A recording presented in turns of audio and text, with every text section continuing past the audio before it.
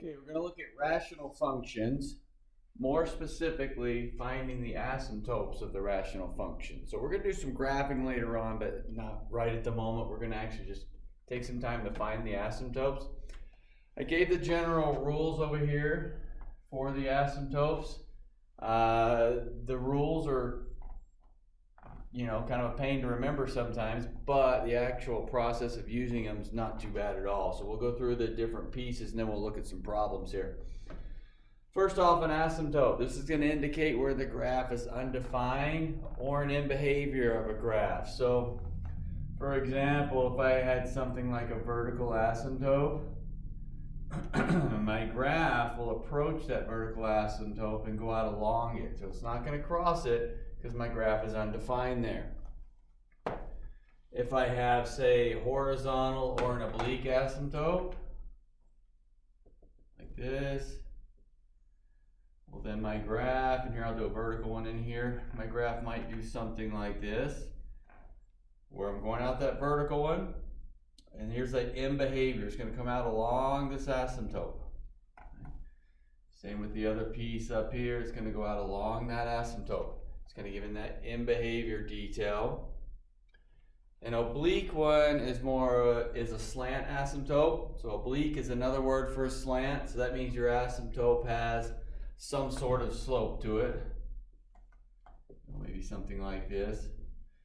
It just has some sort of slope to it. It could be a positive or a negative, and we'll figure that out. But that's what an oblique asymptote looks like. Here, let's throw another vertical in here with this guy. And maybe my graph looks something like this. Notice going out along the asymptote, out along the asymptote. And the other piece looks like this. And we'll look at how the graphs are developed, just showing you the behavior towards that asymptote that's going to go out along. Okay. Now the different rules. First off, a vertical asymptote. The vertical asymptote's x equals the domain restrictions. Now the nice thing for us is we found domain many times. So if we're looking at a rational function, something like 3x plus 2 over x minus 5. Well, the domain restriction's at 5. So that means the vertical asymptote would be at x equals 5. Whatever this domain restriction is. If I had something like x over x minus 5, x plus 2. This would be a case where there's two domain restrictions. One at 5, one at negative 2, meaning there's actually two vertical asymptotes. One at x equals 5, and one at x equals negative 2. We're just looking for those domain restrictions. So the domain restrictions are going to tell us where the horizontals are. Or excuse me, where the verticals are. Domain restriction is going to tell us where the verticals are. The horizontal asymptote. I need to look at the exponents. And I'll leave these problems up here for this. The horizontal, we're going to look at the degree of the numerator and the degree of the denominator. So the degree of the numerator and denominator are the highest power. So in this case, degrees 1. Degrees 1. Here the degree is 1. And if you multiply the bottom out, the degree would be 2. So, first off, I've got up there y equals 0 if the degree of the numerator is less than the denominator. So on this one right here, I would have a horizontal asymptote of y equals 0. Top's 1. If multiplied out, the bottom's 2. All right, so if the top power is less than the bottom, it's going to be 0. Okay. Notice up here the powers are the same. Looking at the exponent.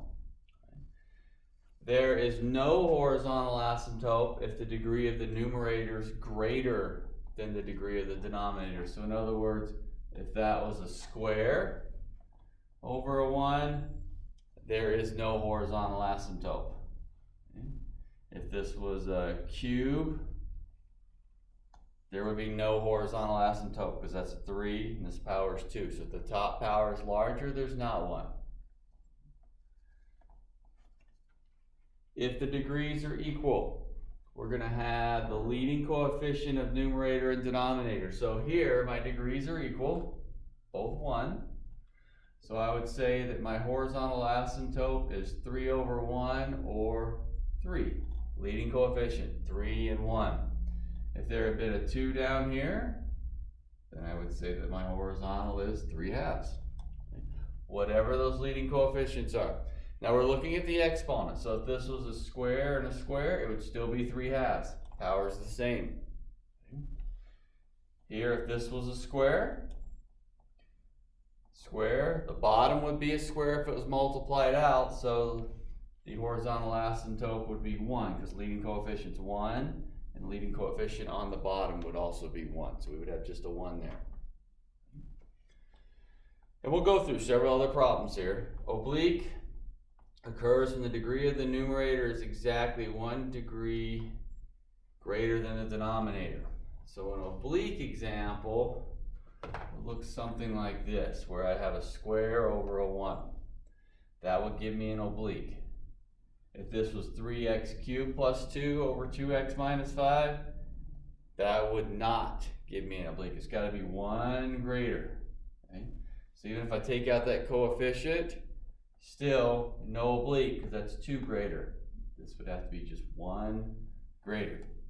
And when that happens, we're going to do division and ignore the remainder. So if I did this problem here, if I did some division, I can do synthetic division here. 3, 0, 2, 5. So we'll drop 3.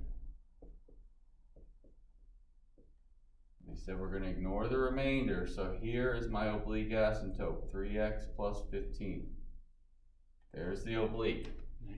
The oblique, a little more difficult to find as far as time consuming, but pretty easy to recognize. You can tell if the power is 1 greater.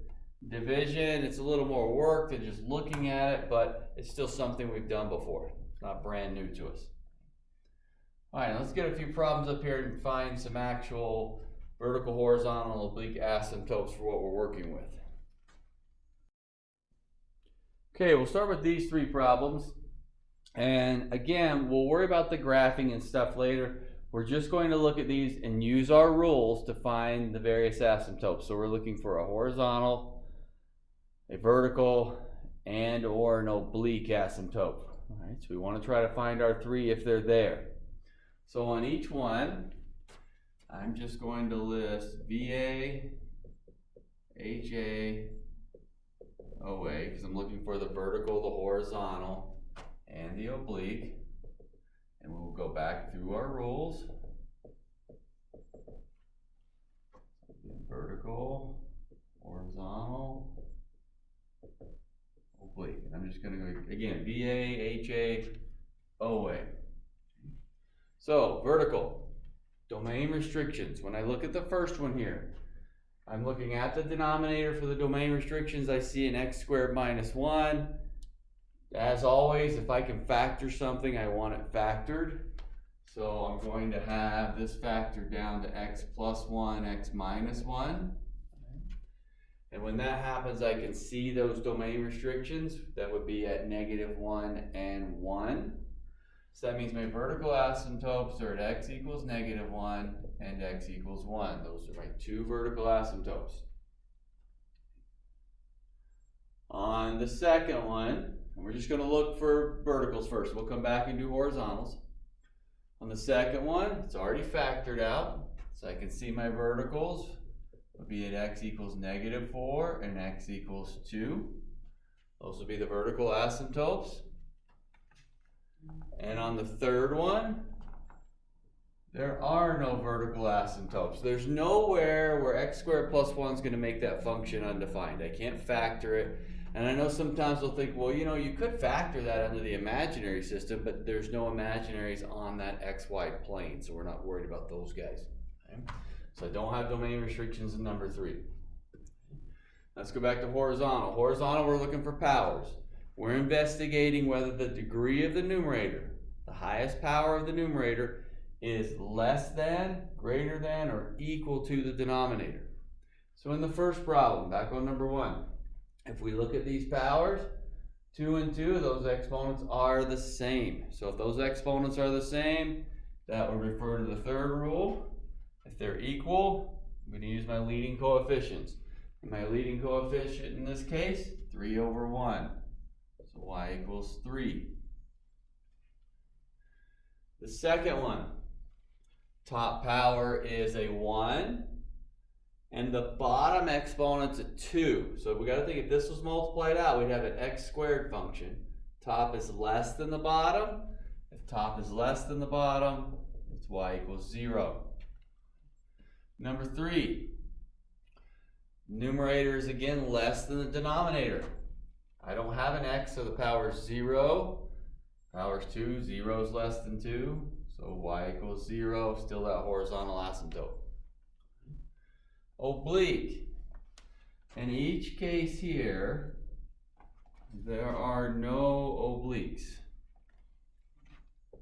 For an oblique to happen, the power of the numerator must be exactly 1 greater than the degree of the denominator. In the first one, degrees are the same. Second one, top's less than. Third one, top or numerator is less than. So in any of the cases, I don't have where the top is greater than, much less 1 greater. So I don't have an oblique. Now if you notice in the rules, you get used to this the more you work with it, there's no horizontal if the degree of the numerator is greater. The oblique, there is one if it's exactly 1 greater. So in other words, they can't coexist. You can't have a horizontal and an oblique. Because if the horizontal exists, then it cannot be greater, but that's the only way the oblique can exist. All right, let's get a couple more up here and look at it, and we'll get an oblique one in here. Okay, number 4 here.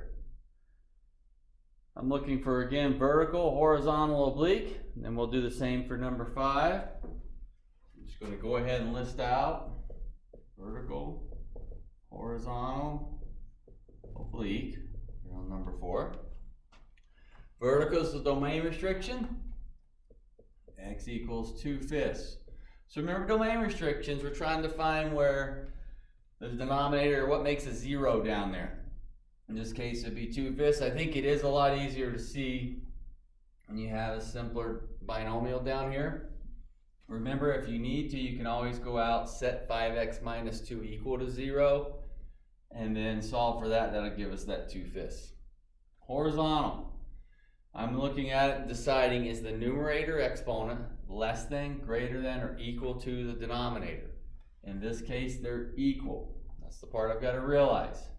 If they're equal, it's the leading coefficients, which in this case, 3/5. Oblique, none. Oblique occurs when it's 1 greater. So if you're glancing over at number 5, there's going to be an oblique there. 1 greater. It does not occur unless it's greater, so I do not have an oblique in number 4. 5. Vertical would be x equals 4. There's that domain restriction. Horizontal, none, because the top is bigger than the bottom. Degree of the numerator is larger than the degree of the denominator. It would be 1. Oblique. Yes, there is one because the numerator is exactly 1 greater than the denominator. So to find that oblique asymptote, we're going to divide the 2 and then ignore the remainder. So in this one, I can go back and use synthetic division. 1, -1, 11. Remember, if you're not in a situation that you can use synthetic division, you could always go back to long division. 1, 4, 3, 12, 1. All right, so there's my division. 1's the remainder. We're going to ignore the remainder. And so then y equals x plus 3. There is that oblique asymptote. So we have 3 types of asymptotes. I think the vertical is usually the easiest to find, only because at this point we are most familiar with domain. Okay, so we're used to looking at a function, seeing what the domain is, and so then we're kind of comfortable with that vertical. Horizontal, I think are not too bad to find. The difficult part's remembering the rules. What happens if it's less than, greater than, or equal?